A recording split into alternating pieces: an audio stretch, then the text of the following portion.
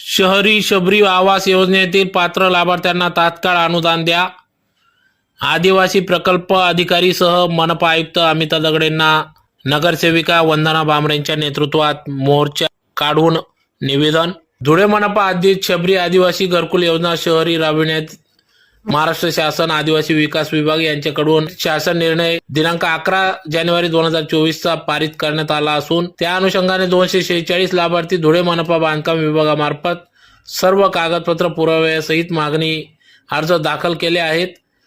पात्र लाभार्थ्यांची कागदपत्रासहित जागेवर पाहणी घरांची तपासणी देखील करण्यात आली असून याबाबत कोणत्याही प्रकारचा अद्याप निर्णय लागलेला नाही. त्यामुळे सदर शबरी आवास योजनेचा प्रश्न मार्गी लागत नसल्याने आज थेट नगरसेविका वंदनाताई भामरे यांच्या नेतृत्वात आदिवासी प्रकल्प विभाग या ठिकाणी मोर्चा काढण्यात आला. तसेच तदनंतर मनपा आयुक्त अमिता दगडे पाटील यांच्या दालनाबाहेर निदर्शने करण्यात आली. मोर्चा काढून घोषणा देण्यात आल्या. लवकरात लवकर सदर शबरी आवास योजनेतील पात्र लाभार्थ्यांना अनुदान मिळावे अशी मागणी या ठिकाणी करण्यात आली व निवेदन देण्यात आले.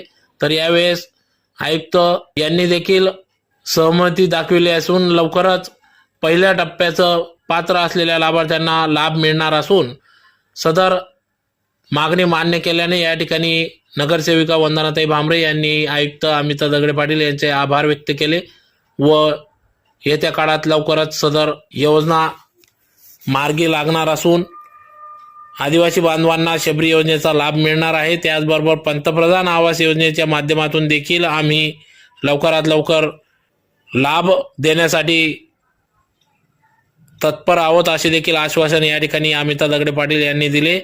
तर या संदर्भात नगरसेविका वंदनाताई भामरे यांनी पाठपुरावा केल्याने या ठिकाणी सर्व लाभार्थ्यांनी वंदनाताई भामरे यांचे आभार व्यक्त केले.